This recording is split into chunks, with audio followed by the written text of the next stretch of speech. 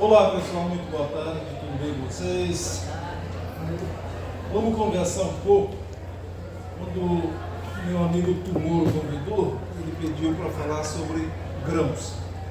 Mas aí eu falei para ele, por que não ir um pouco além dos grãos, explorar um pouco o conjunto da nossa agricultura, e aí propôs outro nome aqui. Onde é que nós podemos dobrar o PIB brasileiro? Ele dobra na próxima década. E por que eu falo isso? Todos nós sabemos que o que está carregando o Brasil, o que está carregando a economia brasileira é a agricultura, é a agropecuária, é o agronegócio, é o que está gerando emprego, é o que está gerando renda, é o que está gerando divisas. Então, se o agronegócio vai bem, o Brasil vai bem. Por isso que eu resolvi investir nisso. É uma palestra meio comprida, dá uns 45 minutos, vou passar meio rápido, mas se alguém tiver dúvida, depois a gente conversa muito bom. Gente, quem tem a minha idade aí, deve lembrar de cenas como essa, inclusive do Jeca Tatu. Era assim que a gente enxergava o agricultor e a agricultura há 63 anos atrás, o sitiante pobre, mal tirando para o seu sustento, vivendo mal, com doenças, etc.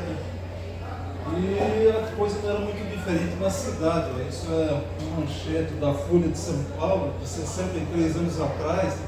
Isso aí acontecia a todo instante, avisando, vai faltar arroz, vai faltar farinha, vai faltar pão. Ou seja, nós dependíamos de importação de alimentos para o povo brasileiro. E eu lembro quando eu cheguei aqui no norte do Paraná, isso já faz 50 anos, e doía na alma a gente ver isso. Doía na alma a gente ver a erosão nos campos, a terra sendo carregada pelos rios, e a dificuldade que agricultores tinham, como o nosso setor da agropecuária era um setor pobre. E vejam o que é que acontece, gente. 50 anos depois, menos 50 anos, das duas gerações, em 50 anos nós fizemos uma revolução que não tem par no mundo. Veja que nos últimos 50 anos, o que aconteceu? Nós passamos daquele importador de alimentos para o maior exportador líquido de alimentos do mundo. Tem gente que exporta mais? Tem, mas ele precisa importar para processar, para exportar. De forma líquida, exportações menos importações, o Brasil é o maior exportador líquido do mundo. E é com orgulho que a gente sempre fala que o Brasil alimenta o Brasil e alimenta 2,5 outros Brasis, a população mais 500 milhões de pessoas mundo afora com a nossa produção agrícola. E hoje a vocação do Brasil é claramente voltada para o exterior, é claramente exportadora. Nós não exportamos só excedente, nós produzimos realmente para exportar e para vender para o exterior. Então vamos dar uma olhada nos números dessa agricultura, começando com grãos, que foi a provocação inicial do Tumor. E até não precisa nem olhar os números, é só olhar a forma da linha. Veja como a nossa produção de grãos cresce nos últimos anos. Eu peguei aqui de 77 para cá, isso dá 46 anos, e vou chamar a atenção desde agora. Como cresce a produtividade da nossa produção agrícola, que nós usamos área sim, mas o crescimento da área é sempre menor que o crescimento da produtividade. Inclusive, semana que vem eu estou indo para um congresso internacional na Áustria e estou chamando a atenção justamente disso, porque carregou o agronegócio brasileiro nos últimos anos foi a produtividade e não o acréscimo de área. E isso significa o seguinte: às vezes o pessoal, na falta de coisa melhor para fazer, fica falando mal do agronegócio brasileiro. Se nós pegarmos essa linha da área aqui, exatamente a mesma que está em vermelho aqui. Se a produtividade tivesse ficado a mesma de 77, olha quanta área a mais, toda essa área azul, isso é tudo que nós precisaríamos de área a mais para ter a mesma produção. Ou seja, o que está em azul aí é a área que nós ocupamos em função da capacidade dos nossos agricultores, em função do crescimento, da melhoria da tecnologia agrícola ao longo dos últimos anos. E uma coisa muito interessante é o que aconteceu especificamente com soja. Soja é um ícone da agricultura brasileira. Se a gente olhar aqui, essa linha em vermelho é a soja no mundo. Ela está referenciada aqui na ordenada da direita. Hoje o mundo produz 410 milhões de toneladas. Agora, o interessante é o seguinte: se nós compararmos os Estados Unidos, que é a linha azul, versus o Brasil, que é a linha verde, veja que a partir daqui, do início desse século aqui, cada vez nós estamos nos aproximando mais dos Estados Unidos, e aqui em 2017 nós ultrapassamos uma frustração de safra americana, só que a partir daí nós disparamos a produção. Hoje nós produzimos aí 40% a mais soja do que produzem os Estados Unidos. Então, olhando esses números aí, se a gente olhar nos últimos 63 anos, o mundo aumentou vamos arredondar, em 48%, 50% a produção de soja. Mas o Brasil aumentou em 100%. Se nós olharmos aqui, a área, o mundo aumentou 21,5%, mas o Brasil aumentou 58%. Agora, a produtividade, que é o que interessa, nós ficamos acima do mundo. O mundo cresceu em média 21% e o Brasil cresceu 26%. E aqui os números especificamente do Brasil, então, novamente, dá para ver aqui como a produção cresce, principalmente dispara aqui, a partir do início desse século, aqui a partir do ano 2000. A primeira coisa que chama atenção, e a segunda, como a diferença aqui entre área e produtividade, ela fica cada vez maior. Cresce a área, cresce, mas a produtividade ela cresce muito mais do que a área. Então, veja que o Brasil, gente, os números são tão espetaculares que às vezes a gente faz as contas para ver se está certo. Nos últimos 63 anos, nós aumentamos a produção de soja em 59.900%. É muita coisa. Não existe nenhum registro na história da humanidade de alguma coisa que tivesse crescido assim. Isso dá 11,7% ao ano nos últimos 63 anos. E só na última safra foi 5,2%. A área cresceu 18 1000%, no último ano foi 5,6%, e a produtividade ela cresceu 230%. Dá a impressão, quando a gente olha os números, que há uma contradição entre o que eu falei, o crescimento da área e o crescimento da produtividade. Mas é assim mesmo. A produtividade, os números percentuais parecem mais baixos, mas qualquer aumento pequeno na produtividade, ele significa um aumento grande na produção, muito maior do que o aumento de área.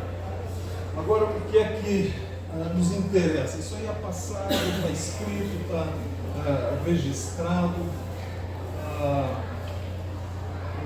Desculpe, meu arroz, eu esqueci de trazer. Essa mesa vai estar muito preocupada com o celular. Esqueci de trazer os livros. Conseguiria pegar lá?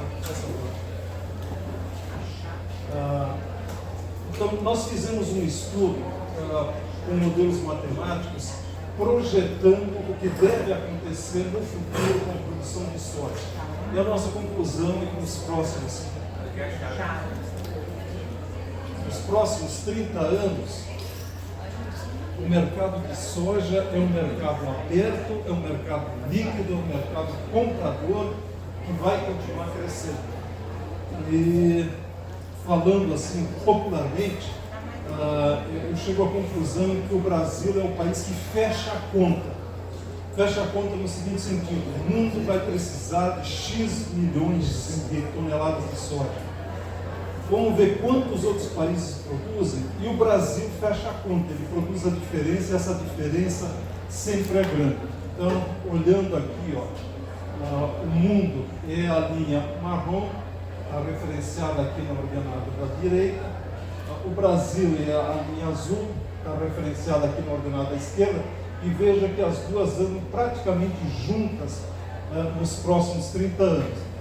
E diferente do segundo colocado, que é os Estados Unidos, que praticamente não vai aumentar a sua produção, aumenta muito pouco nos próximos anos, e a Argentina, que aumenta mais, mas está partindo de uma base bem menor que a brasileira. Então, o Brasil abre em relação aos seus concorrentes nos próximos anos. E isso fica muito claro quando a gente olha quanto por cento da soja mundial é produzida no Brasil. Então veja que se nós voltarmos aqui 40 e poucos anos, nós produzimos alguma coisa como 10 ou 15%, e a previsão é chegar próximo de 50% aqui em 2050. Metade da soja do mundo vai sair do Brasil. Muito bem, o segundo grão muito produzido no Brasil é o milho, e o milho também tem uma história especial. Ele se assemelha com o que acontece com a soja, embora até agora os números sejam menores, mas ele também reserva um futuro espetacular. Então, esse aqui é o milho no mundo. Se produz muito mais milho do que soja no mundo. A bem da verdade, se produz 3 vezes mais milho do que soja, porque o milho tem outros usos que a soja não tem. Então, aqui estão os números do mundo, da produção, na linha verde, da produtividade e da área mundial. E aqui o que acontece no Brasil. Então, veja que o Brasil também vem crescendo, principalmente a partir do ano 2000, vem crescendo muito a produção de milho. E isso se deve a diversos fatores que a gente pode elencar. O primeiro deles é que são poucos países exportadores de milho. O grande país exportador de milho é os Estados Unidos. Só que os Estados Unidos faz mais de 40 anos que ele exporta todo ano mais ou menos 50 milhões de toneladas. O Brasil há 10 anos não exportava milho. Até em alguns anos ele importava milho. Hoje nós somos o segundo exportador de milho, caminhando para ser o primeiro, provavelmente, ainda nessa década, que assim como acontece com soja, a produção dos Estados Unidos tende a estabilizar. Eles não têm mais para onde ir, o que fazer para expandir a sua produção. Então, quando a gente estuda aqui também a porcentagem do milho que o Brasil produz no mundo, veja que nos próximos anos aqui, a partir aqui de 2023, 2024, o Brasil passa a produzir mais. Não tanto quanto a soja, mas vamos lembrar que se produz 3 vezes mais milho do que soja no mundo. Então, 1% a mais aqui em milho significa 4% em soja, porque a desproporção é grande. E existem demandas interessantes, existe a demanda associada com a nutrição animal. Quanto mais soja se demanda, mais milho também é demandado, porque os dois entram na formulação de rações. O milho foi descoberto recentemente como uma boa fonte para a produção de etanol. Então, os Estados Unidos é o grande produtor de etanol de milho, mas o Brasil hoje já produz muito etanol de milho, além do etanol de cana, produz muito etanol de milho. Então, tem um espaço de crescimento aí na produção de milho muito grande nos próximos anos. Mas, além desses números, para que a gente possa realmente chegar aonde eu me proponho, aí, que é ver quando é que nós dobramos o PIB agrícola brasileiro, existem outros fatores. E é isso que eu vou procurar analisar a partir de agora. Isso depende de demanda, depende de oferta e depende de preço. A demanda, o que é? A demanda depende de fatores econômicos e fatores demográficos, depende da mudança de hábitos que está acontecendo no mundo, principalmente hábitos alimentares, e depende de inovações, principalmente inovações tecnológicas. A oferta depende de recursos naturais, depende de área, de terra, depende da disponibilidade de mão de obra, trabalho, depende de capital, investimento e depende de tecnologia, que é a grande alavanca da produtividade. A produtividade cresce em função da tecnologia. Ou seja, a equação que a gente monta no modelo matemático é dizer que a oferta ela é uma função da demanda potencial modulada pelos preços. Os preços aí são o grande modulador. Se o preço sobe, a demanda cai, se o preço cai, a demanda sobe e vice-versa. Muito bem. Que fatores nós levamos em consideração? Então, os fatores demográficos primeiro. A primeira coisa que é muito óbvia é se a população mundial cresce a demanda. Em linhas gerais, cada pessoa, cada bebê que nasce tem um potencial de consumo igual a qualquer outro membro da sua comunidade, da comunidade em que ele vive. Mas a população mundial, gente, dá para ver aqui, ó, ela vinha crescendo num determinado ritmo e ela vai tender a estabilizar nos próximos anos. A ideia é que a partir da década de 50 a população mundial estabilize e depois tende, inclusive, a crescer em direção ao final do século. E isso está acontecendo em inúmeros países do mundo. A Europa, por exemplo, a população está envelhecendo. Estão nascendo menos crianças do que nasciam antigamente. No próprio Brasil, as taxas de natalidade no Brasil estão decrescendo. No Japão, isso vem acontecendo há muito tempo. A população está envelhecendo. Então é isso que mostra essa curva. Se a população está envelhecendo, está nascendo menos gente, então o tamanho da população ele tem um peso grande até 2050, enquanto a população cresce. Depois estabiliza, deixa de ser um fator importante no aumento da demanda. E aqui estão as taxas anuais de crescimento. Por isso que eu falei aqui, dá para ver claramente agora. Vem aquele período aqui, ó, dos anos 50, 60, 70, a taxa de crescimento era alta, em torno de 2% do crescimento anual da população, e isto vem caindo. Hoje, a população do mundo está em torno, cresce aproximadamente a 0,6%, no Brasil já está abaixo de 0,5%. Vamos aguardar os resultados desse censo, mas a gente espera que caia abaixo de 0,5%.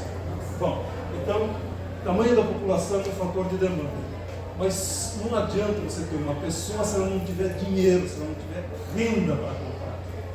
Então, a taxa de incremento do PIB, principalmente a renda per capita, a renda que está na mão das famílias para comprar o que ela precisa, é que é importante. Então, assim, essa macabronada aí, o que ela mostra?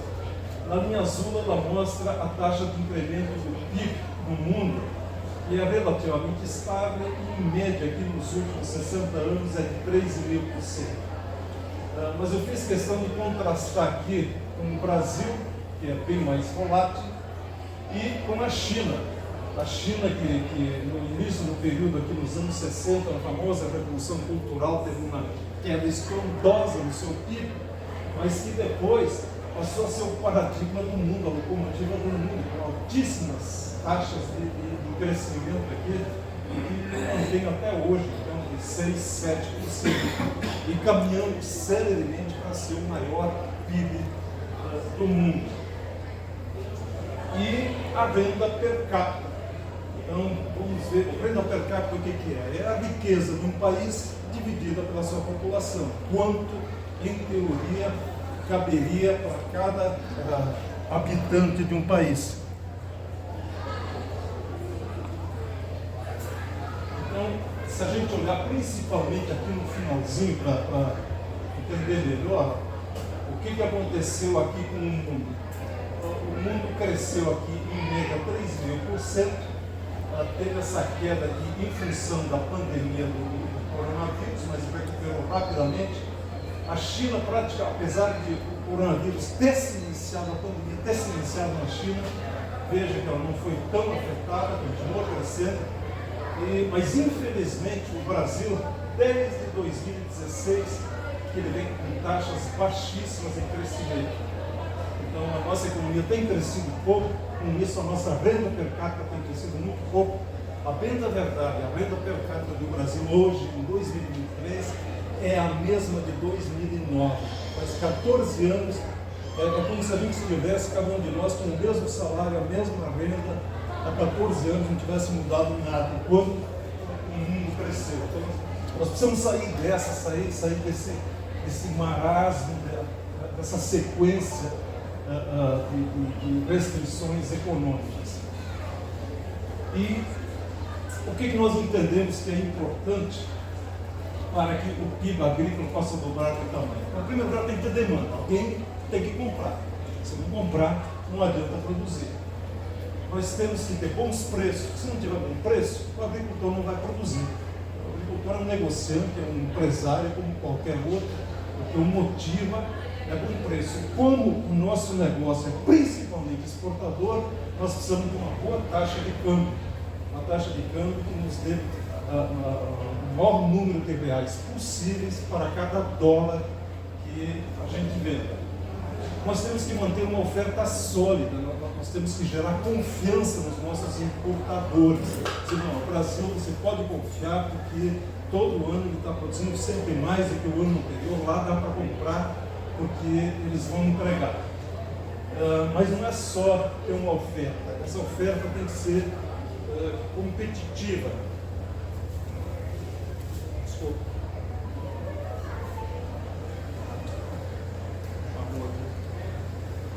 Competitivo, o que é? Nós temos que produzir a preços com custos menores que os nossos concorrentes, senão nós vamos perder essa competição no mercado internacional.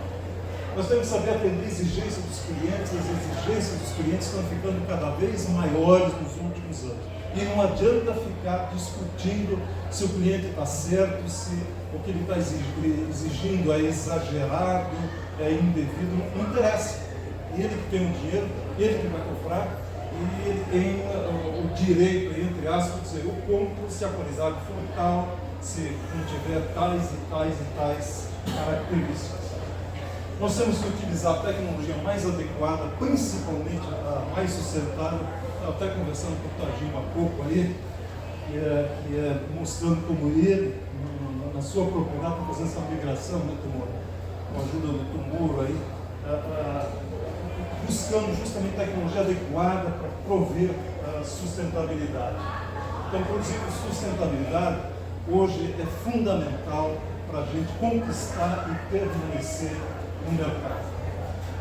Um aspecto muito importante é eliminar o custo do Brasil, depois eu vou colocar aí, mas o custo do Brasil é aquela bigorna que é colocada nas costas de cada empresário brasileiro, seja ele da área agrícola, da área industrial ou da área comercial. Essa barra funda tributária, impostos caros, logística cara, difícil, a burocracia, principalmente a burocracia governamental pesada, a comunicação atrasada, é esse conjunto que nós vamos ter na sequência. Nós precisamos agregar valor, vamos ver isso também. Podemos exportar produto in natura ou podemos colocar valor e vender a um custo mais elevado. Precisamos diversificar produtos e mercados, porque é isso que nos dá estabilidade ao longo do tempo. Se algum país, algum importador tiver algum problema, nós temos outros que garantem a colocação dos nossos produtos. E manter uma diplomacia comercial agressiva. Por exemplo, os Estados Unidos fazem, eles têm um verdadeiro exército de oficiais governamentais que ficam espalhados pelo mundo justamente fazendo essa diplomacia comercial, ajudando a vender produtos americanos. E isso também significa que o setor privado precisa investir muito forte em marketing e comunicação. Não esperar ser comprado, é realmente vender. Muito bem. Vamos ver aquela relação de eventos econômicos, como é que isso se associa com consumos de produtos agrícolas?